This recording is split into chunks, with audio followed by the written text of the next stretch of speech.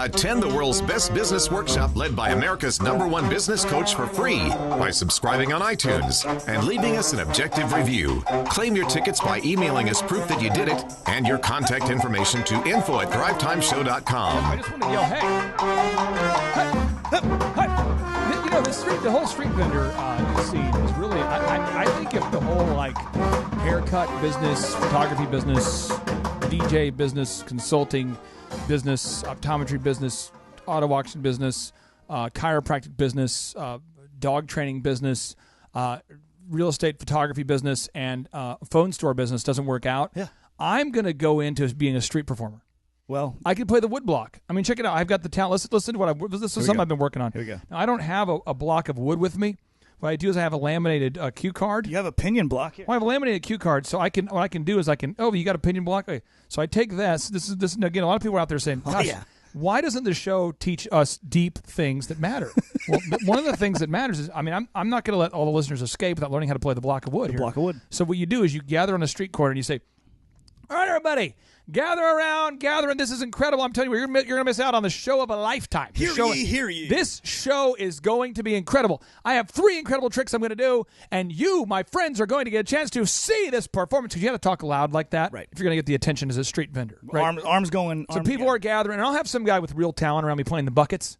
And he'll just be like getting after it, you know. That's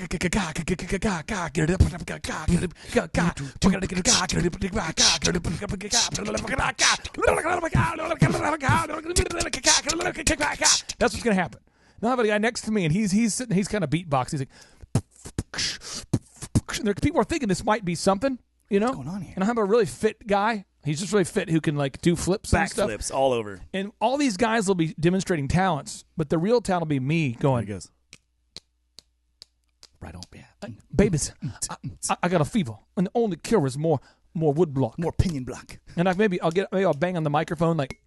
Oh, that's a good. That's That's what I said right there. That's a good move. I like and that. then all of a sudden they'll see these people flipping, and they'll see these people like dancing around and beatboxing and beating on buckets, but they're gonna realize that the one real talent is me and my wood block. That's how it's going to happen. The wood block. That's how it's going to happen. Most people don't have a backup strategy, and I fully endorse that one. We can only hope. All right. So we move on to our next. What is our next notable quotable, my man? Okay, here's what's his last name? Comprad. The founder of IKEA. What's the next notable quotable? He says, we ought to have more women in various management positions because women are the ones who decide almost everything in the home. I do agree with that. Oh, yes. And I will say this. This is something I will say. Hopefully women aren't offended by this, but I want you to pull up the statistic. Okay. Look at Consumer Reports and find out what percentage of products are purchased by women. Every study that I've ever found shows that well over half, well over 60%. It's something like 7 out of 10 purchases are made by women. And it doesn't matter what study you look at. You will find it. We'll put it on the show notes. But women are buying a lot of stuff. I mean, women are going out to like bet. I mean, the other day I come home, I go to the bathroom, I notice there's a picture. And I see it, and I'm going, wow, it's a sparkly picture of nothing in particular. Wow. Wonder what that cost.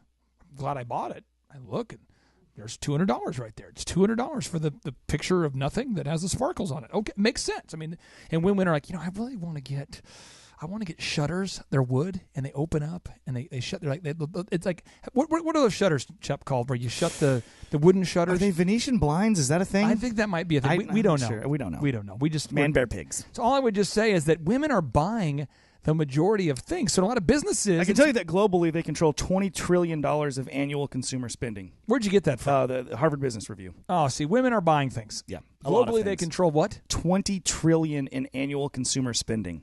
I just know I don't have a lot of my buddies going, oh my gosh, I just went to a Lowe's, and it's crazy because I was over there by Lowe's, and I got myself these new blinds, and they go perfectly, but the problem is they don't match the towels in the bathroom, so I had to go get new towels. So I went to Bed Bath & Beyond, and I went over there, and I stopped by Whole Foods, and I got some kale. Have you had the kale at Whole Foods? It's so much. Well, I like the kale at Sprouts, but really I switched to Whole Foods when I found out that there was these, like, it's like hypoallergenics that were like, I was buying at Whole Foods, and I was like, oh my gosh, there's this pumice scrub. Have you guys seen the pumice scrub? Because that's like, it really has removed the roughage from my heels. I feel like a new woman. So there's all that stuff. Plus, like in my case, since I'm an idiot, I wouldn't buy any of the actual essentials that our family needed. So my wife is on top of things. And share she with you takes an care of essential that I buy? Yes, please. I buy deodorant. Right. I buy toothpaste. I buy mouthwash. And I buy shampoo. Now, let me explain this to you what I do. I get in the shower. I put mouthwash in my mouth. And as I'm taking a shower, I'm doing the mouthwash. Yep. Then I brush my teeth while I'm taking a shower. I do that move. That's my move, right? Then I use shampoo as my only cleaning agent. I used to do that. I do it. It's my soap. It's my shampoo. it's everything. It pH balances me or imbalances me. You go from top all the way to bottom. I do. I'll do what I have to. Swoop. I'll do. And let me tell you what. I mean, I used to start from the bottom, but I now start from the top. No, I'm just kidding. Whoa. Listen, Clay, your hair smells weird, man. I don't know. Listen. That's such a great. Oh, gosh. That's pretty funny. That was pretty funny. That was good. That was obvious humor that you're waiting for. Now, here's the thing: is though. Here's the thing: is that when you are out there and you are a man, you usually have like a utilitarian approach to buying things. It's like, I'm going to buy something that does something, and that's about it. I mean, I had a card table. Here I had a business that was doing like $300,000 a year of revenue, and I have like a card table as my table before I got married. And I would never have bought a new one if it wasn't for my wife. I don't think. Then I would have started, all I would just say is that women are the ones who are buying the majority of things. So it's really, really important that you make sure that there's a woman in your office who is in charge or advising the person in charge of what women want. I got some more stats for you just to build this point up, okay? So according to the same Harvard Business Review article... You put a link to it on the show notes. Yeah, I will put a link on there. And it says that women make the decision in the purchases of 94% of home furnishings. That's right, they do. 92% of vacations, 91% of homes, 60% of automobiles, and 51% of consumer electronics. That's a lot of different categories of stuff right there. So if you don't have a woman who's helping you run your company, who doesn't advise you, you really are missing out. Women are a source of wisdom. They really know what they're talking about. And the stereotypes of men being idiots, being totally uncoachable, that's largely true. Pretty much true. And the stereotypes of women having more emotional concerns than men, that's on average true. But I will tell you, when you have a woman in your office who is advising what women want and you're selling to women, you absolutely will do well. So make them a manager if they can do it. Have them advise the manager if they can't. But either way, just listen to what he's saying and have a woman in charge of the business or involved in the business at some level. My wife helps me with all the accounting, and she does a fine job. And speaking of people that do a fine job, I think about the janitorial service we use. We use classic janitorial services to clean our facilities. And I'll tell you why. Why. Because we're going to have our next in-person Thrive Time Show workshop. And when we do, we're going to have people from all over the world who are attending. This next will be April 13th and 14th. So it's this week. And we have people, traveling in from all over the world. A lot of shoes coming through there. A lot of traffic there. And we want to make our office clean so it's a good first impression. And I also, on a personal level, as indicated earlier, I'm not a classy man. I want our urinals to be so clean that I could drink from them if there was a line behind the water fountain. So if the line was too big, I want to be able to get in there and get what I need to get. I want to be able to drink. Efficiency, baby. I want it that clean. Now, Chuck, what's their website? It is theclassicclean.com. Theclassicclean.com. The Classic Clean. And this is their tagline that they're not going to accept. But if you want your urinals so clean that you could use them as a drinking fountain, go to theclassicclean.com. Stay tuned.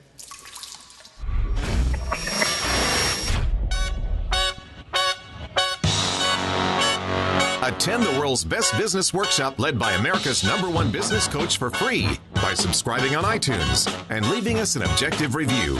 Claim your tickets by emailing us proof that you did it and your contact information to info@thrivetimeshow.com. All right, Thrive Nation, welcome back to the conversation. This is the Thrive Time Show on your radio. And before the break, I was listing out stream of consciousness. I was firing out a ton of examples of entrepreneurs that took a long time to make a profit. Entrepreneurs that really struggled to make a profit, and which is every great company struggles to make a profit for a while. Every one of them. So I was just listing out a lot of them, and I want to make sure I give a quick correction because I like to cite everything I say. I had said that Mr. William Dyson with the Dyson vacuum, it had taken him over a decade and over 11,000 experiments to make the first functioning vacuum for the Dyson vacuum, for the first functioning vacuum for Dyson vacuums. And what I wanted to make sure we get the clarity on this is it actually took him 15 years. So I underestimated how long it took him. It took him over 15 years to make a first vacuum that worked. And it took him 5,127 prototypes. So I was off on that. And I was actually, in my mind, I was confusing that with the Thomas Edison, where Thomas Edison had over 10,000 failed experiments. So again, William Dyson took him 15 years and 5,127 prototypes before he proved to be ultimately successful with the vacuum. Real quick on that note, we're just talking about this mindset of entrepreneurship, right? Right. If you do the math on that, 15 years and 5,127 prototypes, that averages out to 342 prototypes a year. That's almost one every day. Unbelievable. Crazy. Now, Ingvar Kamprad, this is the founder of IKEA. We're breaking down the life and times of Ingvar Kamprad, who started IKEA at the age of 17. He didn't begin selling furniture until the age of 25. And he didn't begin selling it deeply discounted by advertising it until the age of 26. So you understand it took the guy 8 years to get into the furniture business. What's the next notable quotable from Mr. Ingvar Kamprad? Okay, we briefly touched on this, but I want to hear some more from you on this one. So I want to hear, he says, the most dangerous poison is the feeling of achievement. The antidote is to every evening think what can be done better tomorrow. And this is a huge concept. And this is why every entrepreneur needs to have these following 4 advisors in your life. And I'm going to list them out here for you. We talked about it a little bit on A Look Under the Hood with Paul Hood during this past weekend, but I want to make sure all the listeners get this. You want to have an attorney in your life who is a very successful attorney who works with successful people. Because the attorney can make sure that you're legally set up the right way, and you're probably not by default. I mean, you're probably not. So if you're out there and you don't have an attorney, I'd recommend you have one before you need one. I mean, you really need to have a good relationship. And wintersking.com, we'll put it on the show notes, wintersking.com, and specifically Mr. Wesley Carter, Mr. Wes Carter, he is my attorney. I'd recommend you have somebody in your corner legally who can help you optimize your business. As an example, for Elephant in the Room, we have 3 stores, and each one of the stores is set up as its own separate limited liability company, right? Then those stores pay a holding company, and that holding company pays another company I own, thus minimizing my liability, and it's the best for many, many reasons. I would have not come up with that strategy on my own. That's why I use Winters & King. Another example, another advisor you have to have in your life. You have to have an accountant. Everybody needs to have a proactive accountant. And I would just ask you this. On a scale of 1 to 10, if 10 is the most proactive accountant in the world and 1 is reactive, how proactive is your accountant on a scale of 1 to 10?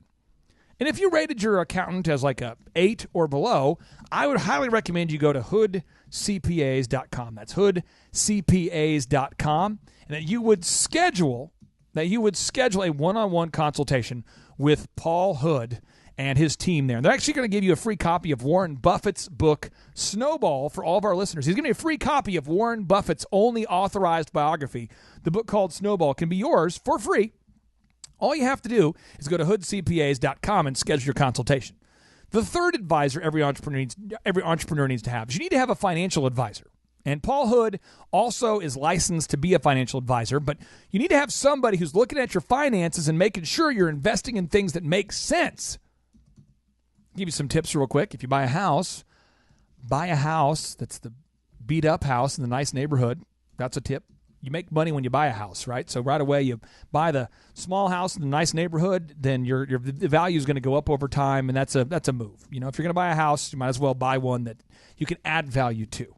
Second, a little advice here for you, is you need to have a set place and a set time every single week to look at your finances. And by default, most people don't do that. You have to have a set time and a set place to look at your finances. And by default, most people don't do that. And again, Paul Hood is a CPA. I'd highly recommend that you check him out at hoodcpas.com. And the fourth advisor everyone needs to have in their life is a coach or a consultant. It just does not make sense for you to be going to the gym year after year after year, not getting the results you want to have, and then not have a personal trainer. I mean, or a class, someone leading your class, someone coaching maybe a large group of people or a small group or it doesn't make any sense for you to wander around the Bible and never really know what it means and not understanding it. It would make more sense to have a church where you have a pastor, someone who's a leader in your life in that area. So any area you want to get better at, you need to have a consultant or a coach pushing you.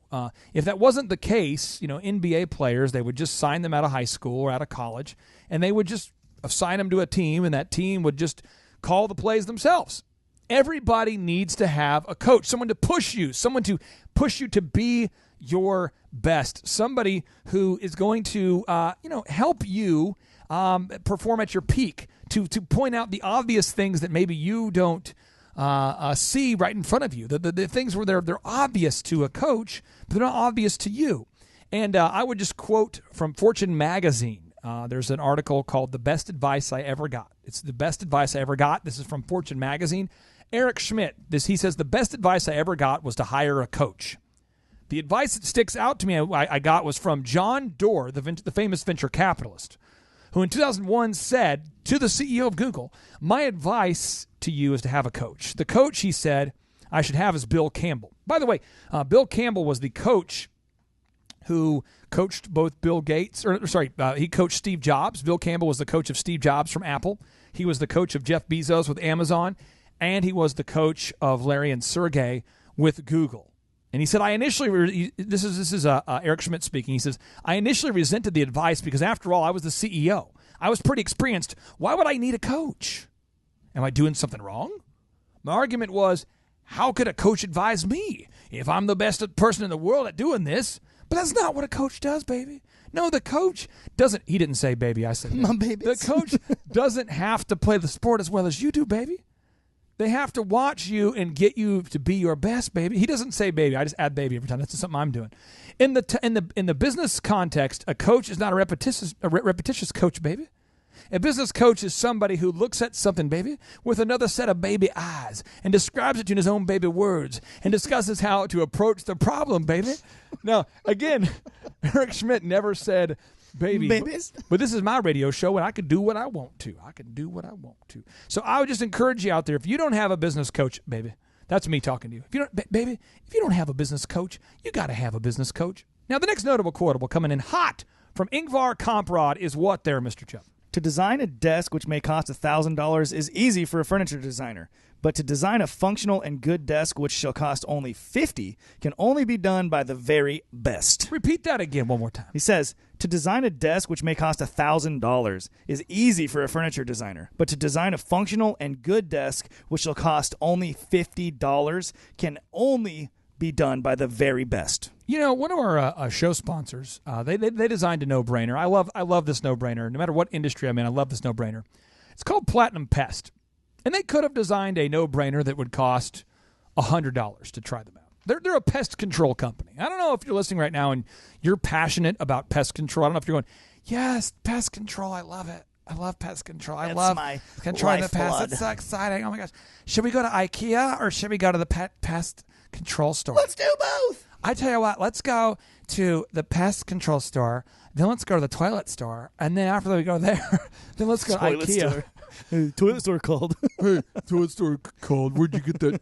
They want you to bring back the toilet shirt you bought because apparently you didn't pay for it. Yeah. Okay, so all I'm just saying is no one's excited about pest control. But it's something you got to take care of if it's a problem. I'm excited, though. Yeah, I'm excited. Nobody except for me is excited. I'll tell you why, because they're one of our proud sponsors. So if you're out there saying you got rodents in your property or you want to prevent rodents, I'm talking about termites eating your home's value. I'm talking about nasty like a mouse. Oh, my gosh, there's a mouse in the house. I mean, if you've got something nasty and you're trying to deal with it, like a snake. Here's a topical near one. Near your lake? Snake near your lake, that's one. It's beginning of April, and what the guys are telling us is that ants are a huge problem right now. The ants go marching one by one, hurrah. That's right, except hurrah. for it's the ants go marching 1,000 by 1,000, hurrah. So get them out there. The little one stops to eat all your stuff. They all exactly. Okay. So get a hold of these guys at Platinum Pest and Lawn. The website is platinumpestandlawn.com, and they're going to do a $1 first service on that ant treatment. Yes, I love your voice. What was that website one more time? Just say it to me. It'd be platinumpestandlawn.com. That is a nice thing you've been saying there, Chip. I really do like the way you did that. And as always, we like to end the show with a boom. And so 3, 2, 1, boom!